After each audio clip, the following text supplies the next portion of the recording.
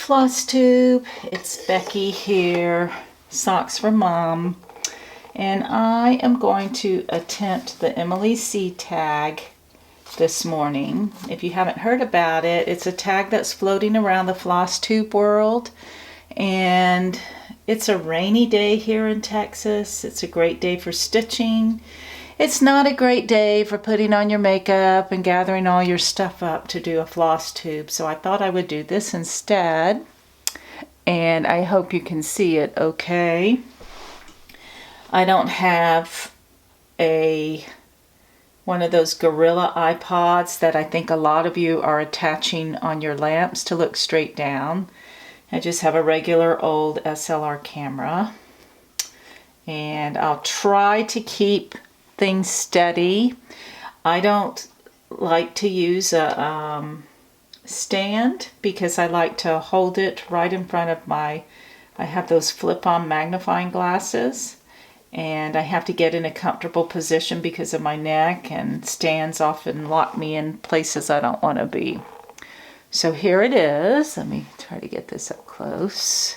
This is Turkey Bay by Paula Stewart. I am stitching this for a read-along, stitch-along in the Texas Stitchers group. We're reading Moby Dick. So there's going to be ocean down here, and we had to pick something that had water in it. So let me get going with the questions. I'd like to finish this in under 30 minutes if I can. That's when my camera stops. And I have been known to keep on talking, not realizing it stopped. Okay, so I'm working on the border here. That'll be easy to work on while I'm talking. The first question is, what is your favorite cereal? I'm not much of a cereal eater. In fact, lots of times I don't even have breakfast till 10 in the morning. But if I were to choose my favorite cereal, I have Southern parents. I grew up all around the country. But I love grits. And I love grits. When I make grits, I put cheddar cheese in them. But last weekend, we were in Tennessee visiting our daughter and her family. And we went to this place called the Maple Biscuit. And it was so amazing. The bowl of grits I got were the creamiest I've ever had. They might have had Gouda cheese in it. I'm not sure, can't remember what the ingredients are, but there was a little puddle of Tabasco on the side there that you could mix in. Butter, of course. There was some crumbled bacon on it. And I had a side of collard greens because I love greens. Number 2, what are your favorite pizza toppings? Well, I am married to a meat lover. And when he gets a pizza, he has all the meat he can think of put on it. But I will say that one of the first things I taught him to do when he retired was how to make pizzas, so he makes his own pizza now. But if I were to have my druthers, I used to knit with a group of ladies at a shop, and every Saturday we would order, not every Saturday, but often we would order this pizza from a local shop that was a chicken Alfredo basil pizza. And oh, it was so good. I may have had roasted garlic on it also, and it had a creamy white sauce. It was scrumptious. Number 3, you're on death row. What is your last meal? If I'm on death row, 1, I think I'm going to be too nervous to eat because I think I'm going to be expecting what's about to happen to me. But, whoops, I messed up here.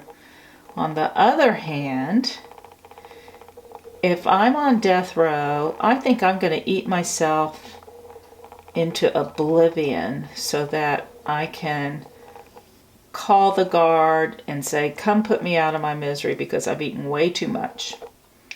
Because I've been a calorie counter, it seems like, most of my life. And how am I going to get that out of there? Use my fingernail. I'm going to eat all the things I love that I'm always concerned about the calories. So I'm going to start with, I need to move my chair here a little bit.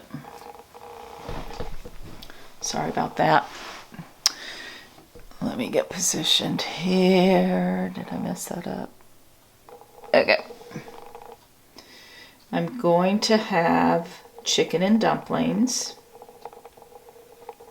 And I'm going to have them the way my grandma made them, which she made very traditional Southern chewy kind of dumplings. The dumplings that I've made for my family are a little bit healthier. They've had whole wheat in them, and they're fluffy dumplings. You put them in and they really fluff up, but I like my grandma's chicken and dumplings. I'm going to have chicken and dumplings, and I'm going to have a big bowl of turnip greens with it. And then my second course will be a pepper steak from the Pepper Tree in Colorado Springs. It's a place that my husband and I would go to for our anniversary. And it's the kind of place that you don't leave without the bill being under $100. They made the most amazing pepper steak. And they would top it with a chutney sauce that had little peppercorns, cracked peppercorns in it also. They would do it all tableside. And they had an incredible salad with this balsamic dressing that I love. So I'm going to throw in a salad for good measure, but let's face it, the meal's going to be about everything that's not healthful. So I'm also going to have fried chicken with creamy mashed potatoes and gravy. And what else would I have? For dessert, for the bread, I'm going to have Red Lobster's cheddar biscuits.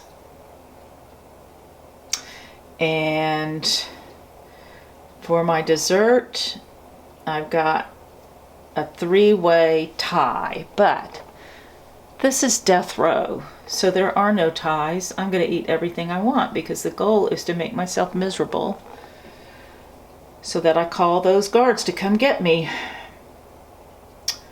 I'm going to have my mom's banana pudding, which she made, and she still does. She'll make her own vanilla custard. She has a special bowl, and she'll line the vanilla wafers all the way up inside the sides of the bowl and the bottom of the bowl. She'll put sliced bananas on the bottom with her custard that she's made by hand. And then she makes an incredible meringue to go on top. So I'm going to have that, and I'm also going to have a pie that I love that I never make because I'll eat the whole thing.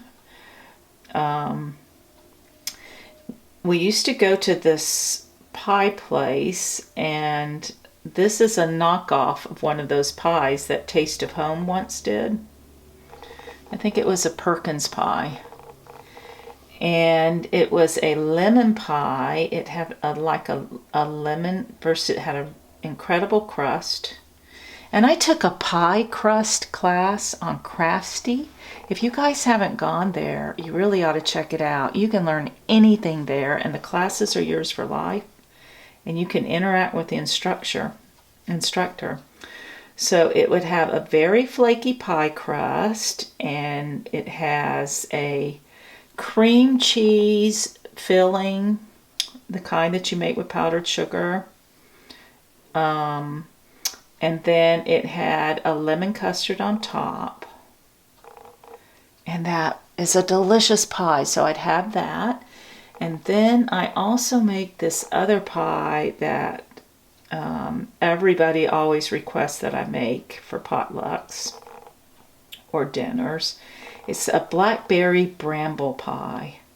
And it has 2 Granny Smith apples, 3 Golden Delish apples, and some blackberries.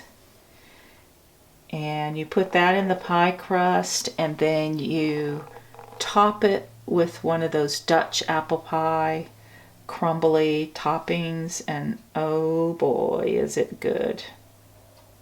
And by then I'm ready to be put out of my misery because I've eaten a lot, because I forgot. I also will have eaten probably a dozen yeast rolls, the real fluffy kind. Okay, hopefully the next question won't be about food. It's laundry day. What are your really weird bottom of the drawer underwear? Well, ladies, I don't have any of those weird underwears anymore. I did when I was young. Not anymore. I would have to agree with Mischievous Stitches. I would have a Spanx down there to tuck my tummy in and to smooth out those dimples. Okay, number 6. What food item would you sneak into a movie theater in your man bag or your purse? Well, I don't really sneak anything in because I like salty things. I'm not much of a sweet person, even though I just told you 3 of my favorite pies. Oh, I didn't even think about cakes, did I? I wouldn't be sneaking anything in because to me the movie is all about the popcorn. In fact, if my husband tells me that we're not going to get popcorn because we're going out to eat afterward, I'm like, well, why go to the movie? Because I love popcorn at home and I love popcorn in the movie. Number 7, what is your perfect vacation? We have been on a lot of incredible vacations. My husband had a very stressful job when he worked, and the only way he could truly relax and get away from the constant calls and the constant problems was if we took a transatlantic cruise. And it took about 3 days into the cruise for him to totally unwind. Nobody could get in touch with him. It was great. But that actually is his perfect vacation. My perfect vacation would be something we did when we were young that unfortunately I don't think our bodies could do anymore. And we just can't sleep on the ground. But I would go backpacking again in Rocky Mountain National Park. I spent a lot of time backpacking there in my youth.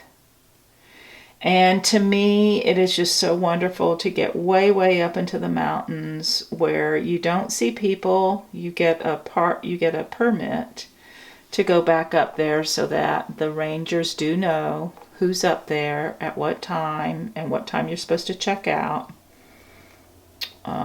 So they can rescue you, I guess, if you don't come down. But you would hike further than what the average day hiker could hike in a day. So you're beyond where the normal foot traffic would come. So I would go backpacking again. I just love the solitude. I love the mountains. I love the smells. I just really love the crisp, clear air. I love everything about it. That would be my perfect vacation. You're stuck on a deserted island and can have 5 things. What do you have? Well, hopefully I have that same backpack that is filled with all the essentials that I need to live on. So I'm going to assume 1, that I have that same backpack and that it's full of all the backpacking compressed food, I forgot what those are called. So I can live for a while, and my phone, I'm not going to be worried because my phone will have battery life enough for somebody to find me. So what other things would I bring? My backpack is 1. And on my backpack is a sleeping bag that is rated down to -30, so I'm not concerned about being cold or anything. I'm going to definitely have a solar lamp this time because they were non-existent when I backpacked, and that would be pretty cool to have a solar lamp. And in that backpack, well, all these are things that are in the backpack, so I'm not going to go over those. Let's see. I would have my Bible because that's part of my daily routine is reading my Bible. And at that point, my phone will have died, so yeah, I need that. I will have my his eye on the sparrow because, let's face it, I could probably stay up there for 6 months to a year and I will still be stitching. So it will be fully kitted out, of course. Yeah, I think that's it. I think that's all 5. Number 9, if you could have a reproduction style chart with any theme possible, what would the theme be? Well, I don't think these would have existed then. It would have been in the same style as the ones that were stitched in colonial America and in Britain. It would be the same style, but it would have all the things in the mountains that I grew to love the 26 years I lived there. But that probably wouldn't have happened because they would have had some mountains, I guess. They wouldn't have been as high as the Rockies, and it definitely would have been the frontier. So I would have a fox for sure. I would have a mountain bluebird, which is the most beautiful iridescent color of blue. It's almost like a Caribbean blue. You can spot them anywhere. I would have a magpie. I would have a mountain lion and a bear. I would probably have a log cabin, since that's what I lived in. Actually, this is sounding familiar, like one that I may have seen. I would have an eagle on it, lots of pine trees of every kind, and a mountain peak view. Kind of like the one that's on Paulette's Heritage Sampler, because I don't know if you know, but a lot of that was based on Amber Waves of Grain. That was pinned by Kathleen Bates up on top of Pikes Peak.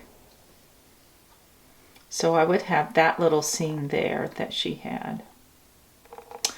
And I would definitely have some kind of verse from Proverbs on developing your character, because I think we could all stand with a little character development. Actually, I would probably have one on taming my tongue. Okay, let's see. What is next? The next one would be, what is your strangest travel experience? Bonus points if you ever spent time in jail. I've never been in a jail. My brothers have, but I haven't. My strangest travel experience would be this one time Oh man. I think I may have counted wrong.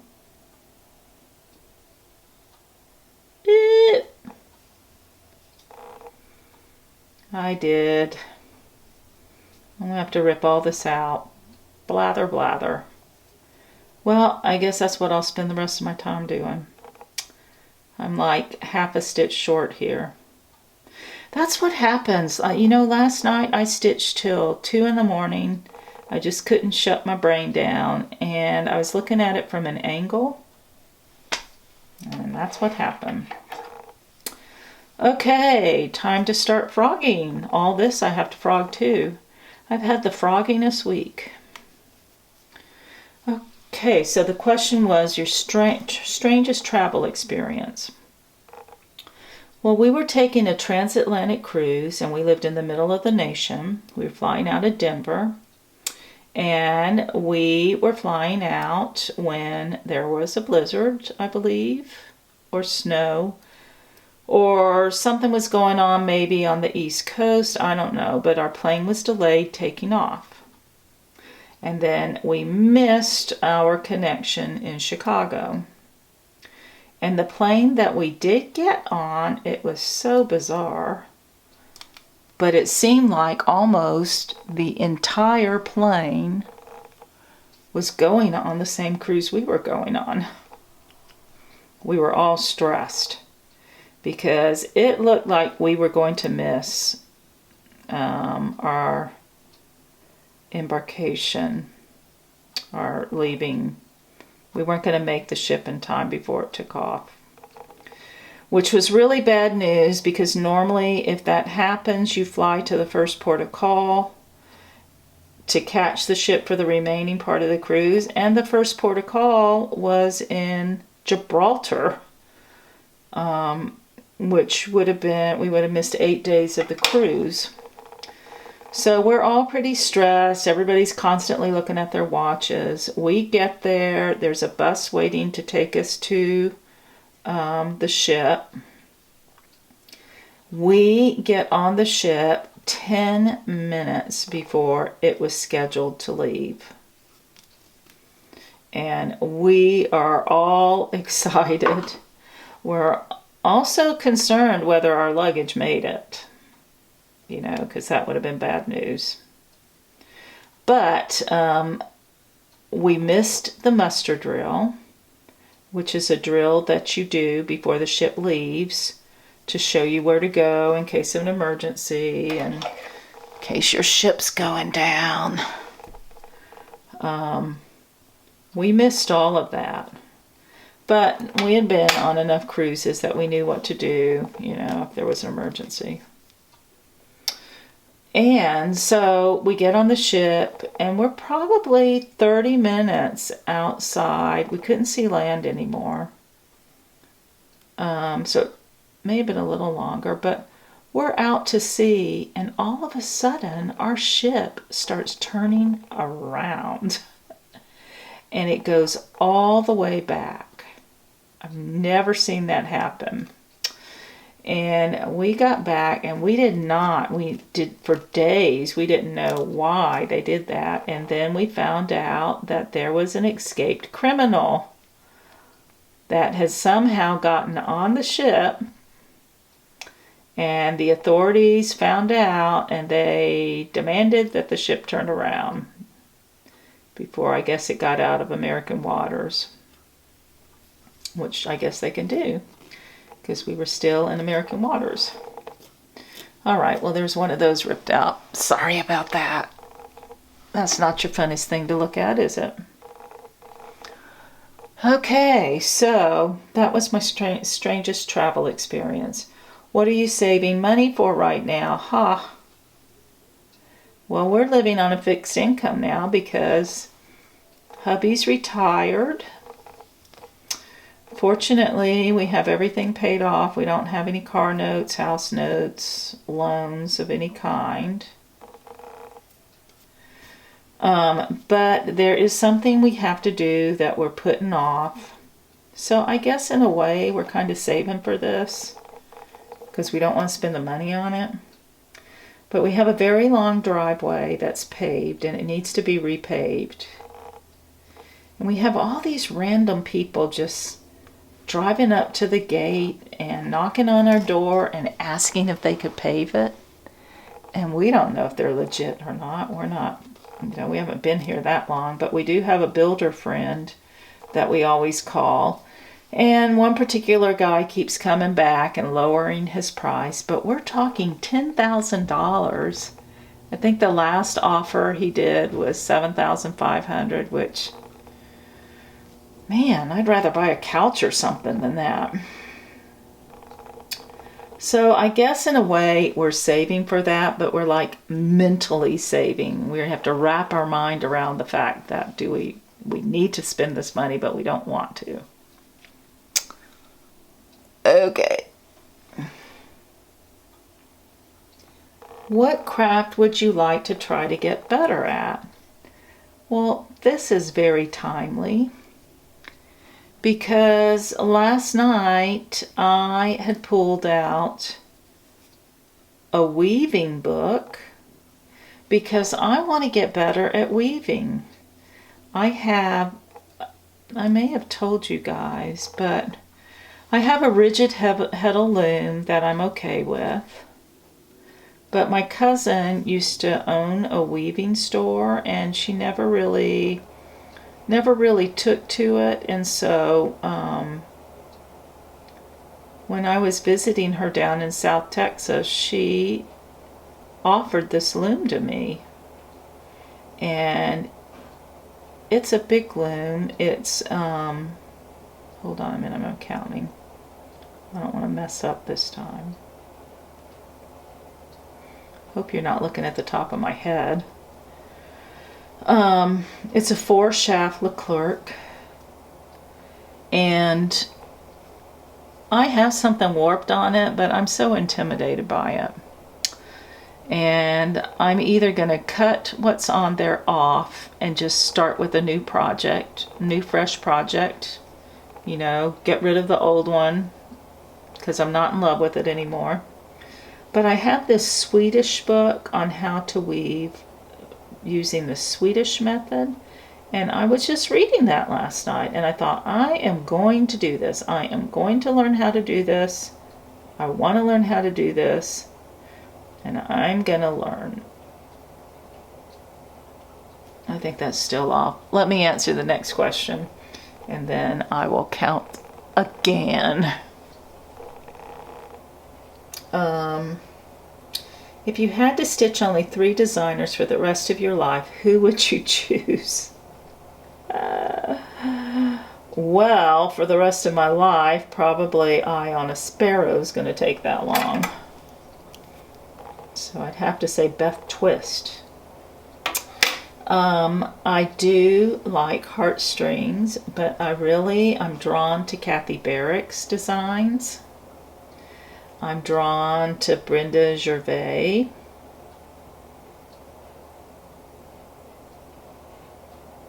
Hold on.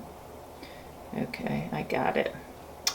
I'm drawn to Brenda Gervais. In fact, I'm getting ready to start the Quaker Handwork Stitch Along. So I would have to say, and I also like Plum Street stuff. I'm really liking a lot of Teresa's Kitten Stitchers samplers. There's so many of them. I'm a little bit overwhelmed with which one to start with. And I also like the Scarlet Letter stuff. There's so many of them. Truly, this is a hard question, I think, for all of us to answer, because who can narrow it to just 3, right? So many good ones. The dumbest way you have ever been injured. Oh my goodness. Hold on a second. I think my camera is stopping. I'm gonna stop it. Hold on.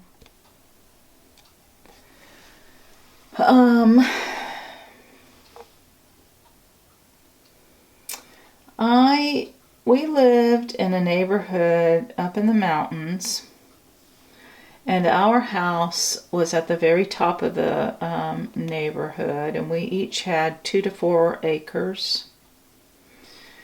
And the roads there were unpaved, and they were not dirt roads, they were like red granite roads, because the Rocky Mountains are rocky. So if you make a road, it's going to have a lot of this gravelly red granite. Pink granite.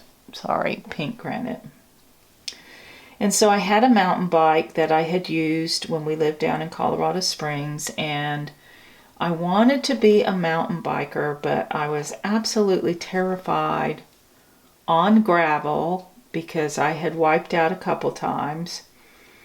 And by the same token, I had already been walking down to get the mail every day. That was a really good walk. It was downhill part of the way, and the rest it was uphill. It would take me about 50 minutes. It's about a 3-mile round trip. And so I thought I wanted to start riding my mountain bike. And I would ride those brakes all the way down. And every day I would say, Becky, you need to get over this. You need to just let go and fly down this mountain. Forget about wiping out. So every day I'd have a talk with myself about that. And then finally I said, today is the day. So I rode the brakes partway down. Then I said, okay, just let go of the brakes and just let the bike carry you. I did that. And as soon as I did that, my hat goes flying off and I go reaching up to grab it, which turned the tires. And I not only wiped out, I flew over the handlebars. I skidded downhill down the mountain, getting gravel in my hands, in my knees, split my knee open. And this man was out in the yard. I just lay there stunned. This man was out in his yard working, and he said, "Are you all right? Are you all right? Do you need help?" And me, being the Southern girl I was, because I was raised by Southern parents, said, I'm okay. Do you need a ride home? I can drive you home. I can drive your bike home. No, I'm fine. Well, I started walking home, and I thought I was going to throw up. I thought I was going to pass out. I made it home thinking I need to go to the emergency room. And I called my husband, sent my daughter a picture of my knee because she's a nurse, and she assured me I was fine. But I sure didn't feel like I was fine, and I was so embarrassed. So that was pretty dumb. Don't grab your hat if you're going down a hill at 25 miles an hour on a bike. Just let it go and pick it up when you come home. What is your worst roommate or housemate story? You know, I don't really have one other than the fact that when I was in college, I had transferred to LSU. And I met a friend of mine who's a dear friend now, many years later. We met each other and we wanted to be roommates, and we kind of finagled a way that we could ditch the roommates we had, which made them live by themselves the rest of the semester. And that's really the worst roommate story I had. She was a nice girl, but she was from Venezuela. It was during the time of the oil boom, and so a lot of South American countries were sending their children to the States to be educated. And she couldn't speak English. We couldn't communicate, so I kind of ditched her for somebody else. Not my finest moment. I'm going to pause this and count again, just in case. I'll be right back. If I could find. I don't want to do all this and then have to rip it all out again. I'll be right there.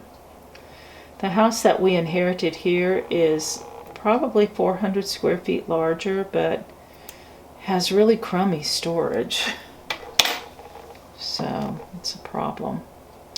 Anyways, so we're talking about unlimited income. So what would I do with that house? Probably everything that the people who bought it from us have done. I would stretch out of my bedroom that walked out onto the deck. I'd make a little sitting room off of that, probably. I would redo the kitchen, new granite. I would probably refinish the hardwood floors. Really, there's not much I would do because, like I said, it was really my dream home and I loved it. The only thing it had that I wish it had had was I've always wanted a covered porch where you could sit out there during the rain.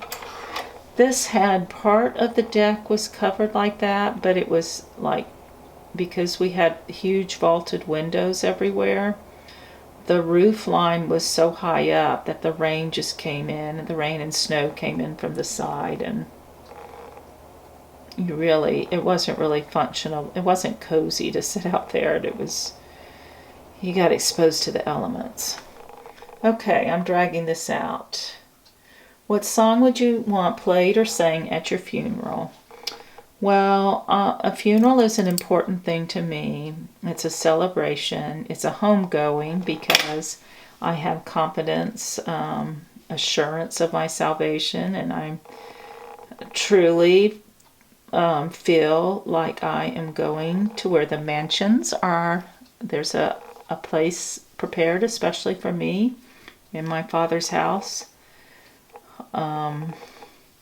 So it will be a homegoing for me, but I know it will be sad for those I leave behind, but I want them to focus on the joy of it.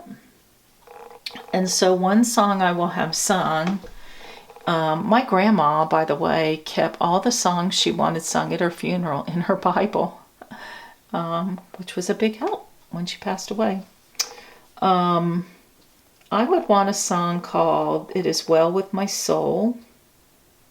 Some of you may know the story of that, but the story of that song, the composer sent his family on ahead of him across the ocean, and the ship went down, and he lost his wife and his children. Very tragic story. And he went back to the spot and he asked the captain to tell him when he was at the spot where they went down. And he composed this song, it is well with my soul. And I won't even go into the words, you just Google it, It Is Well With My Soul. It's just amazing that, he very much had a story like Job and was able to praise the Lord through it. So I would want that song sung. I would want Amazing Grace because everybody loves Amazing Grace. And I would want this other song. I should have looked it up, but it's an Irish song, and it has it talks about the Good Shepherd, and when that day comes, how the Lord will be with you. I can't believe I'm spacing out the name completely. If I can remember to do it, I'll put it in the notes below this. So anyways, like I said, I want this to be a joyous occasion. I did have a friend, and I think this was kind of a cool idea. Although I really don't want the focus on me. I want people to ponder that our days are short and we need to make the most of them. Because I really try to live coram Deo, which means live my life before the face of God, always having an eye forward, having a heavenly perspective, thinking, what is really worth it in the long range? Am I going to take this with me? Is this of any value? Does this serve anybody or help anybody? So I really want it to be a day of pondering, and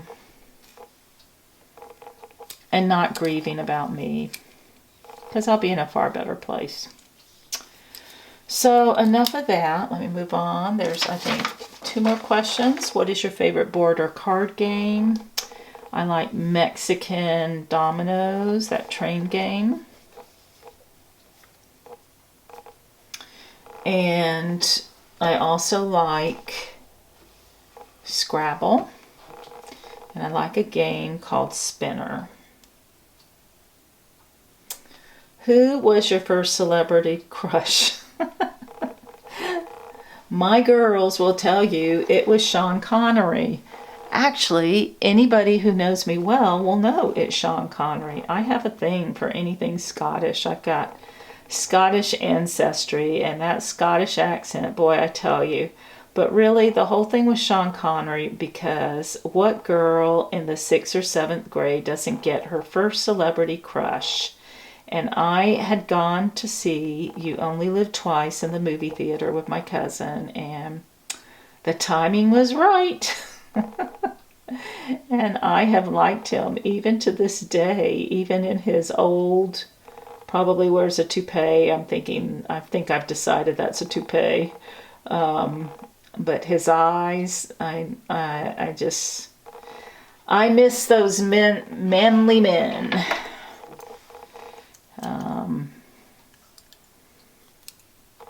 So Sean Connery was my first celebrity crush.